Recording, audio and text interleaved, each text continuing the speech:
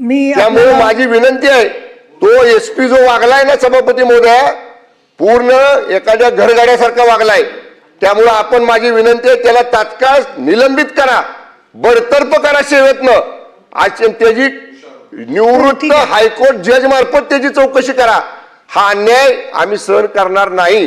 त्यामुळे माझे हात जोडून आपल्याला विनंती आहे, अशा पद्धतीनं मंत्र्यांवर आरेरावी करणाऱ्या, मंत्र्यांना जखमी करणाऱ्या त्या पोलीस दलाचा प्रमुख तुषार दोशी, एलसीबीचा इन्स्पेक्टर देवकर, एलसीबीचा असिस्टंट इन्स्पेक्टर गर्जे आणि त्यांच्याबरोबरचे 100 पोलीस यांच्यावर तात्काळ कारवाई करून त्याला निलंबित करा, एवढीच हात जोडून सभापती महोदय आपल्याला विनंती आहे.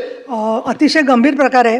परंतु नाही, एक मिनिट, मला माझा निर्णय यासाठी सांगायचा आहे आधी की ही जी घटना घडली त्याची माहिती वृत्तपत्रातून आली, तेवढ्यावरतीच मी थांबले नाही आहे.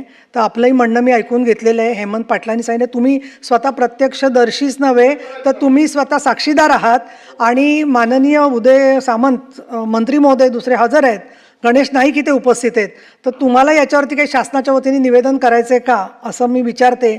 पण निवेदन करायचं नसेल तर या ठिकाणी असणारी पदावरची व्यक्ती, म्हणजे मी उपसभापती आहे, तर मी आज आत्ताच्या आत्ता साताऱ्याचे पोलीस अधीक्षक आणि संबंधित ज्यांनी मतदारांना, देवकर आणि तुम्ही जे म्हणतात, हे पहा, या सभागृहामध्ये आमदार सांगतात ते खरं मानलं जातं, तर मंत्री सांगतायत म्हटल्यावर ते खरंच मानलं पाहिजे.